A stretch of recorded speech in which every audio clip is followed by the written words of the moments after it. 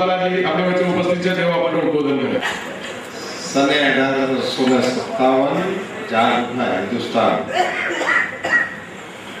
એક ફિલ્મ ગુજરાત ભારતીય જનતા પાર્ટીની યુવા પાંખે જે તૈયાર કરી છે અને જેને માણવા માટે આપ સૌ આવ્યા છો એમની વચ્ચે આ છેલ્લો કાંટો છે. સંઘર્ષ તો કરવો પડે ને, જરૂરી સંઘર્ષ તો દરેક વાતમાં હોય, ફિલ્મ જોવી હોય, પણ હવે છેલ્લો સંઘર્ષ છે એટલે લડી લઈએ. મંચ પર વિરાજમાન સૌ મહાનુભાવો, વાલા કાર્યકર્તા ભાઈઓ, આ ફિલ્મના સર્જન અંગેની જે કથાઓ આપણે સાંભળી અમારા યુવા મોરચાના આગેવાનો પાસેથી અને એમાં ભાગ લેનારા કલાકાર મિત્રો પાસેથી, તો ખરેખર મને ખૂબ મજા આવી. એક તો યુવા મોરચો વિચાર કરે છે એવું બોલ્યા, મને ખૂબ ગર્વ થયો. અને બીજું કે આ ટીમે યુવા મોરચાને ભરોસે જે જંપલાવી બહાર નીકળી,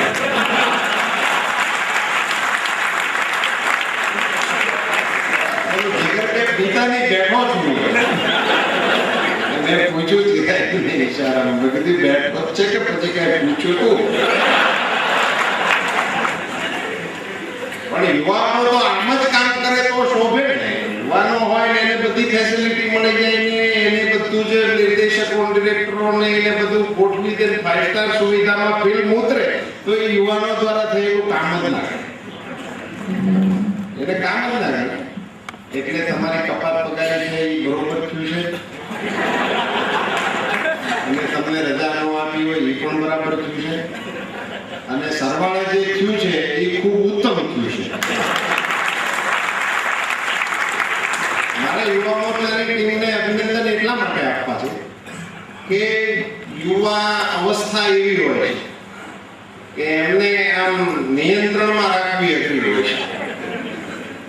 એમની તો નસોમાં ધબકારા જે પ્રકારના હાલતા હોય, જેને અનુભવ્યા હોય ને આમાં ઉંમરનો બાદ નથી,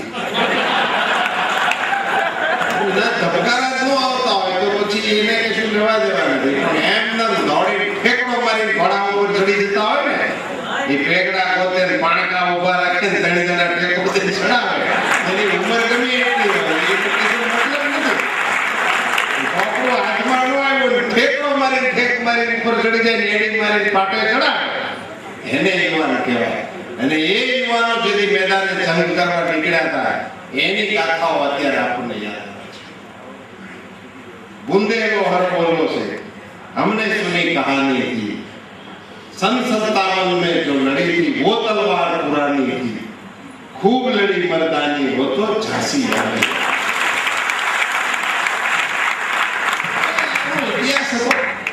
અને શેને માટે આપણે એમને યાદ ન કરીએ, શું કામ ન કરવા જોઈએ? જે ન કરે એના જીવનમાં ધૂળ પડી, શેમાં છે કેમાં છે, રાજકારણમાં છે નથી, ક્યાં પક્ષમાં છે, જ્યાં હોય ત્યાં એ જીવે છે, ઘણું બધું કહેવાય.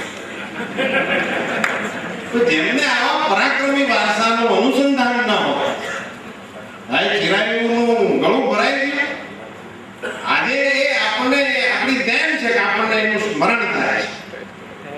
અને એ ભવ્ય પરંપરા વિષ્ણુભાઈ કીધું કઈથી 10,000 લોકો શહીદ થયા છે, 10,000 લોકો મરવા માટે નીકળ્યા છે પરદેશી બેડીઓને ઉખેડીને ફેંકી દેવા માટે, અને એ પણ કંગાળ સ્થિતિમાં. એ ગુલામીની અવસ્થા હતી, એ પરાજિત અવસ્થા હતી. અત્યારે કડક અધિકારીની સામે આવેદન પત્ર દેવા નથી નીકળતા. 3 વખત ટેલિફોન આવે, કેજો ત્યાં કોઈ અમને કરે.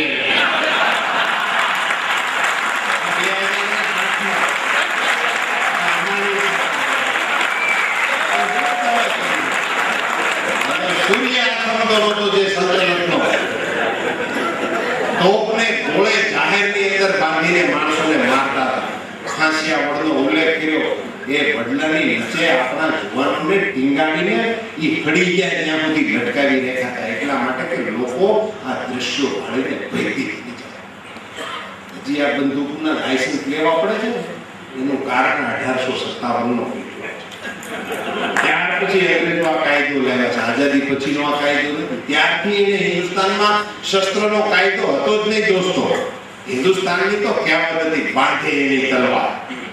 બાંધે જેના કેવો એવા એ માટીમાંથી આપણે પેદા થયેલા. 57 માં અંગ્રેજોને ખબર પડી કે આ તો ભેગા થાય તો આપણું પૂરું કરે.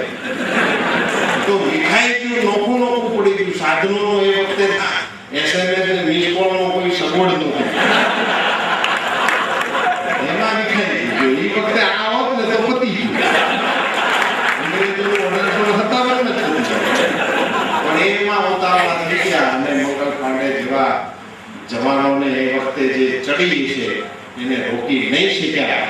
અને પરિણામે એને કેટલાક સ્થાપિત હિતોએ સત્તાના કદમકુશી કરવાની મનોવૃત્તિ ધરાવનારા પરિબળોએ એ વખતની સલ્તનતનો સાથ આપ્યો. એટલે એ જવાનોની જિંદાદિલી અને એમનું ખૂન એ વ્યર્થ ગયું અને સુલતાની સુધીમાં રંગ લાવ્યું.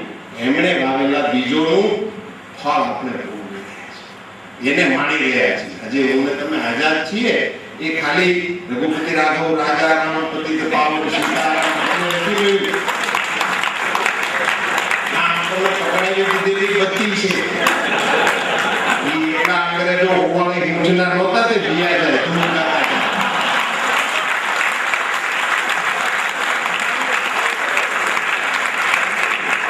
એને અહીંયા જીવવા આવે નહીં દે. જો જાગે હિન્દુસ્તાનનો યુવાન તો શું થાય એની પરંપરાનો અહેસાસ આ લોકોના બલિદાનોથી એને થયો. અને જે એમને જોયું હશે એને પણ આંખો તો હતી. જે દ્રશ્યો જોતા હતા મિત્રો, ભગતસિંહજીની માતા એમના અંતિમ દિવસે એને મળવા ફાંસીની સજા પહેલા જે મળવાનો સિલસિલો છે, અંતિમ ઈચ્છા પૂરી કરવાનો જે વિવાદ છે ત્યારથી કાયદાઓમાં એ મળવા ગયા ત્યારે એની એક બે ઘટનાઓ બહુ રોમાંચક છે. ભગતસિંહે પેલાને માર્યો અને એના પિતાશ્રી તો પોલીસમાં ઓફિસર હતા ભગતસિંહ. અને એમને બજારમાંથી આ વાત સાંભળી કે પેલાનું ખૂન થયું છે સાન્ડરસન અને એમાં ભગતસિંહનો હાથ છે એવી ગામમાં અફવા છે. બે માણસ પતિ પત્ની બે વાત કરતા હતા, ભગતસિંહના પિતા અને મા. એના પિતાએ પૂછ્યું કઈ સાંભળ્યું કે શું? તો ગામમાં એવી અફવા છે કે પેલા સાન્ડરસનનું ખૂન થયું એમાં આપણો ભગતસિંહ છે એવી વાયકા છે અને 2 દિવસથી ઘેરે આવ્યો નથી એટલે મને શંકા થાય છે. આવું એના પિતાએ. ને ત્યારે ભગતસિંહની માએ એને જવાબ દીધો. એને એમ કીધું કે તમને શંકા છે કે મારો ભગતસિંહ છે? મારું દૂધ એમ કે છે કે મારા ભગતસિંહ સિવાય કોઈ